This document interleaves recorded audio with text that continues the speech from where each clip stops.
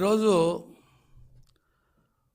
మాచర్లో జరిగినటువంటి సంఘటనల మీద పిన్నెల రామకృష్ణారెడ్డి, అతని సోదరులు, అతని ముఠా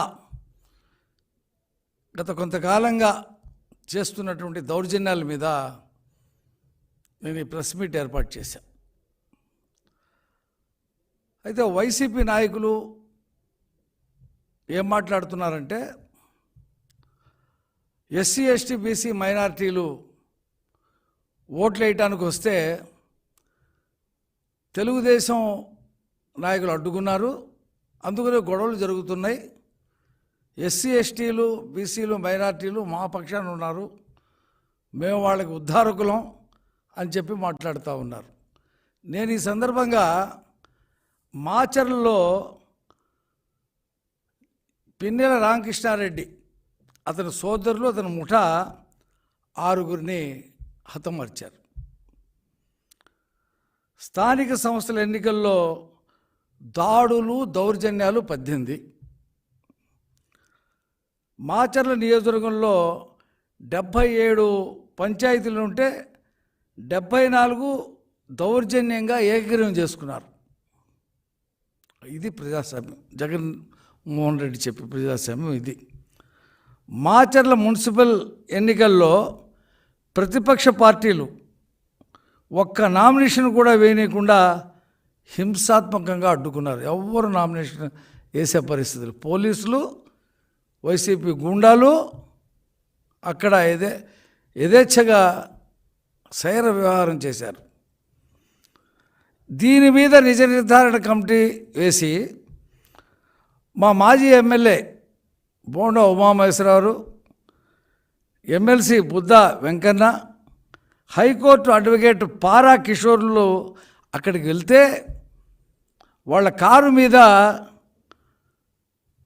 తురుగా కిషోర్ అనేటువంటి ఒక గూండా వాళ్ళని చంపటానికి ఇంత పెద్ద దుంగ తీసుకొని ఆ అద్దాలు పగలు కొట్టుకుంటూ చేసినటువంటి దౌర్జన్యం మొత్తం దేశం చూసింది.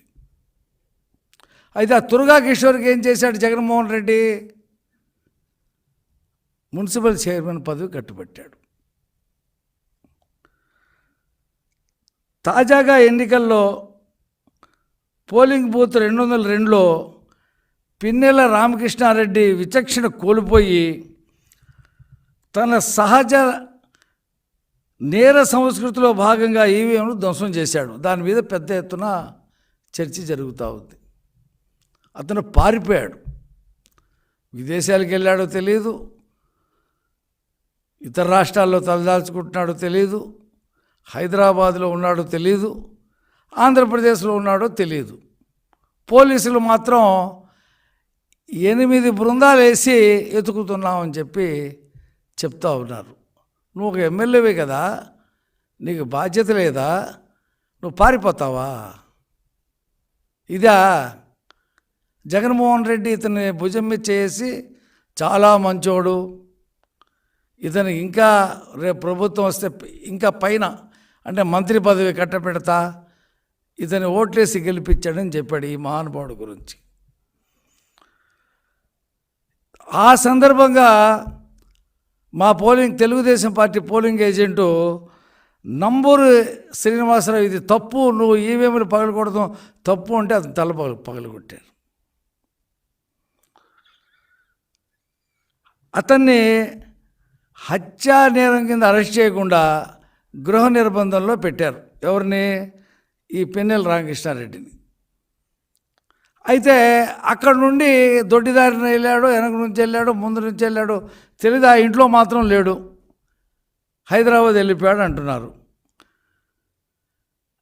అంటే పోలీసులు చాలా జాగ్రత్తగా ఇతని మీద పెద్ద కేసులు రాబోతున్నాయని చెప్పి దాటించేశారు.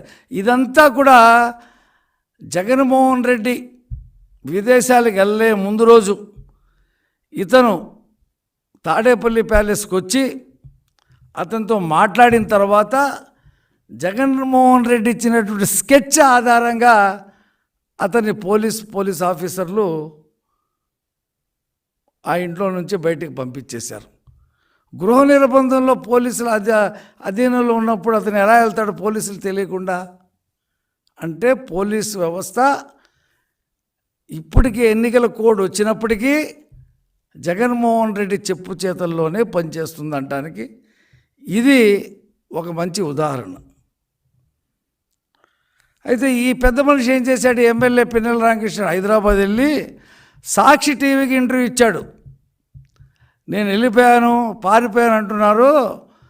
నేను 2 గంటల్లో అనుకుంటే హైదరాబాద్ నుంచి నేను మాచర్లు వస్తానని చెప్పేసి బీరాలు పలికాడు.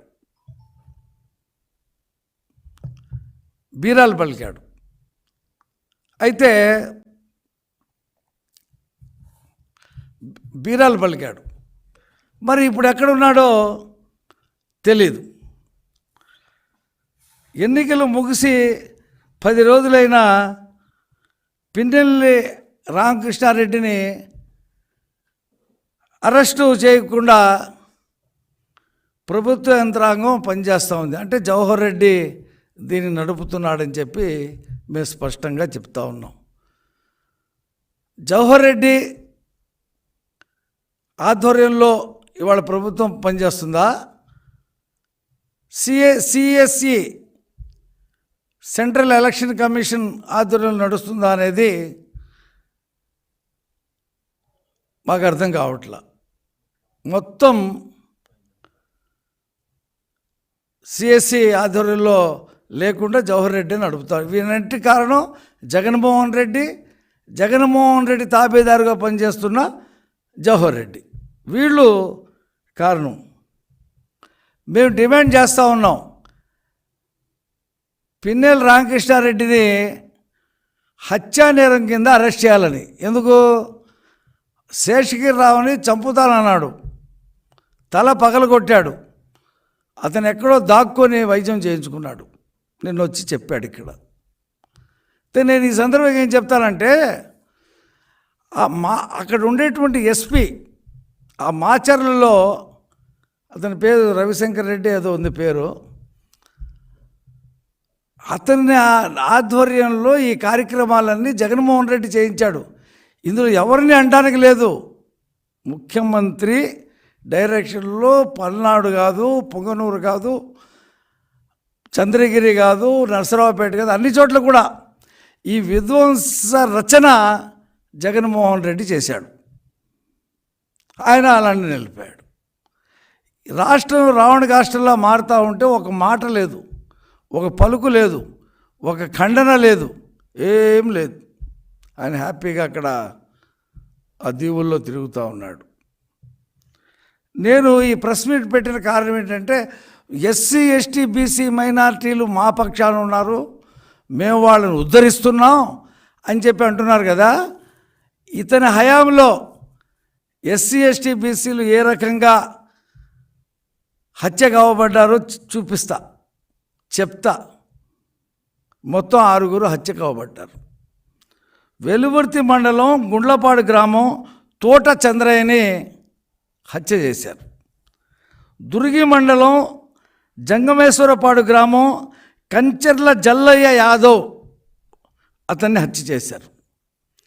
దాచేపల్లి మండలం తంగేడు గ్రామం బత్తుల సుబ్బులు ఇతన్ని హత్య చేశారు. మాచవరం మండలం పిన్నెల్లి గ్రామం ఖాదర్ భాష ఇతన్ని హత్య చేశారు. దుర్గి మండలం జంగమేశ్వరపాడు గ్రామం ఆరెద్దుల కోట యాదవ్ ఇతన్ని హత్య చేశారు.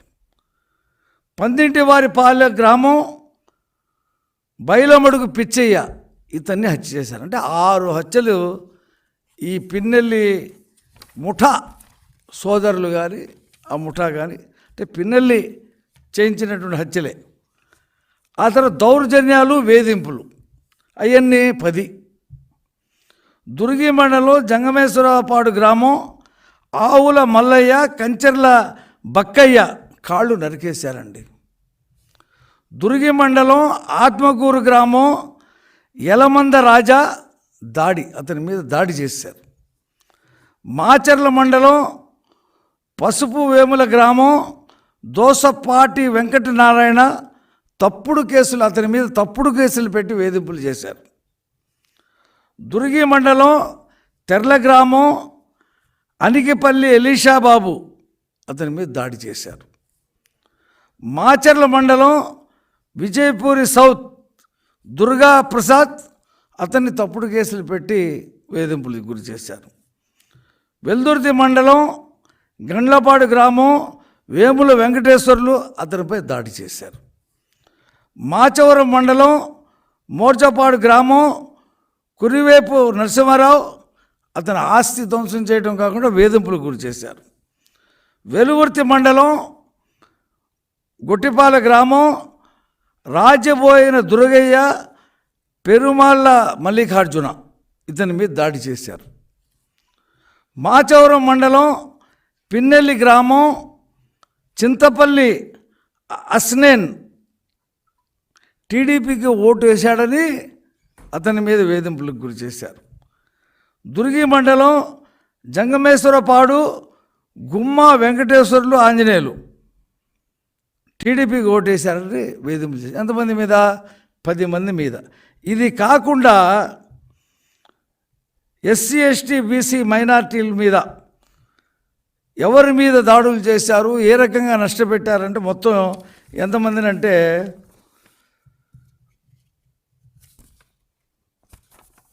51 మంది మీద వేధింపులకు గురి చేసి నానా రకాలుగా చిత్రహింసలు పెట్టారు.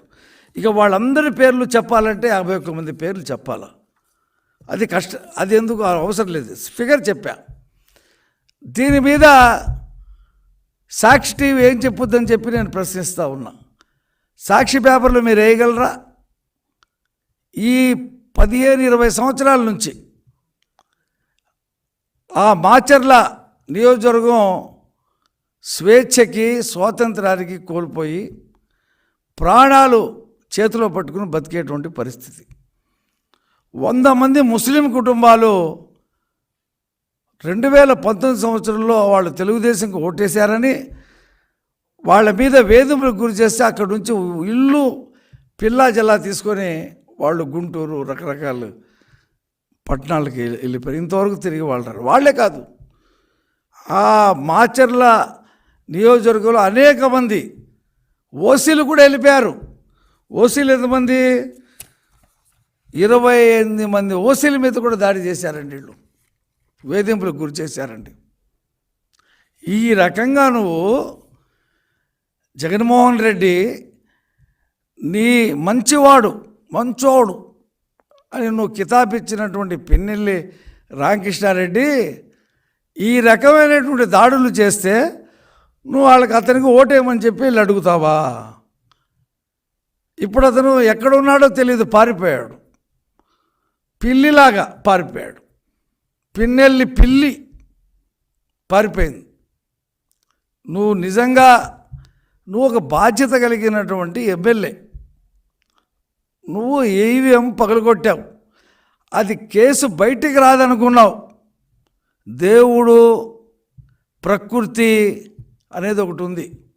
నీ దౌర్జన్యాలకి చెక్ పెడతానికి అది ఎలా వచ్చిందో బయటికి మొత్తం మీద అది సిట్టు దర్యాప్తులో వచ్చిందా, ఎలాగొచ్చిందో బాహ్య ప్రపంచానికి నీ విశ్వరూపం తెలిసిపోయింది. ఇక నీకు శిక్ష తప్పదు. చూలగంటి బ్రహ్మారెడ్డి మా పార్టీ నాయకుడు బాధ్యతలు తీసుకొని వస్తే మాచర్ల నియోజకవర్గంలో ప్రజలు బ్రహ్మరథం పట్టారు. ఎందుకు? ఈ కుటుంబ దౌర్జన్యాలు, దోపిడీ, అవినీతి, ప్రకృతి సంపదలు, గనులు మొత్తం దోచేసుకుంటున్నారు, మళ్ళీ బానిస కింద చేశారు. ఎవరో ఒక నాయకుడు నేనున్నాను అని చెప్పి వచ్చేందుకు ప్రజలు బ్రహ్మరథం పడితే వాళ్ళ మీద రాచబోలు బాబు, రవీంద్ర, శివరాజుపై వైసీపీ నాయకులు గొడ్డలతో దాడికి దిగారండి. ఆ మీటింగ్ సక్సెస్ చేశారని. రెంటచింతలకు చెందిన టీడీపీ నేత సర్వారెడ్డిని డిఎస్పీ కార్యాలయం సమీపంలోనే దాడికి తెగబడ్డారు. కాబట్టి ఈ రకంగా దాడులు చేసినటువంటి వాళ్ళని ఏ శిక్షలు విధించాలి? ఎన్నికల ప్రక్రియ ప్రజాస్వామ్యంలో ఓటు అనేది ఆయుపట్టు లాంటిది, ఊపిరి లాంటిది. నువ్వు దాన్నే విధ్వంసం చేస్తే నీకు ఎన్ని సంవత్సరాలు ఓటు లేకుండా శిక్షించాలి ఈసీ చెప్పాలా? నీకు అసలు ఓటు ఇవ్వకూడదు. నీకు కానీ నీ తమ్ముళ్ళకి కానీ నీ ముఠా ఎవరైతే ఉన్నారో వాళ్ళు బహిష్కరిస్తే, ఓటు నుండి తీసేస్తే, ఓటు హక్కు తీసేస్తే మిగతా చోట్ల కూడా ఒక భయం ఉంటూ వస్తుంది. అంటే జగన్మోహన్ రెడ్డి మళ్ళీ ముఖ్యమంత్రి అవుతాడు, మనకేం ప్రాబ్లం లేదని చెప్పి పోలీసులు ఇతనికి వంత పాడారు. కేసు నమోదులో కూడా గుర్తు తెలియని వ్యక్తులు వచ్చి ఈవీఎంలు ధ్వంసం చేశారని చెప్పి కేసు రాశారు. ఇప్పుడు బయటకు వచ్చిన తర్వాత మళ్ళీ ఎఫ్ఐఆర్ మార్చి ఇతను A1 కింద పెట్టారు. టీడీపీ ఏజెంట్ మంజుల మీద ఎలాగ దాడి చేశారు చూశారు, ముఖం మీద గొడ్డలతో. ఆ అమ్మాయి ప్రాణాలతో బయటపడింది. 10 మంది దాడి చేసింది, ఓ మహిళను కూడా చూడకుండా. కర్రలు రాళ్ళు తీసుకుని కారంపూడిలో బీతాహం సృష్టించారు. ఎమ్మెల్యే తమ్ముడే ఓ పెద్ద రాడ్ తీసుకొని ఊరంతా తిరిగాడు. అక్కడ ఏజెంట్లుగా కూర్చున్నటువంటి తెలుగుదేశం ఏజెంట్లుగా కూర్చున్నటువంటి వాళ్ళని ఇళ్లలో వాళ్ళ భార్య పిల్లల్ని వేధిస్తూ, నువ్వు గనక బయటికి రాకపోతే ఇలాగ ఇలా హింసిస్తామని చెప్పి వీడియో తీసి చూపించి వాళ్ళని భయభ్రాంతికి గురిచేసి బయటికి తీసుకొచ్చి రిగ్గింగ్ చేసుకున్నారు. కాబట్టి దీని మీద ముఖ్యమంత్రి ఏం చెప్తాడని చెప్పి ఆంధ్రప్రదేశ్ ప్రజలు ఎదురు చూస్తూ ఉన్నారు. లండన్ నుంచి కూడా మాట్లాడవచ్చు.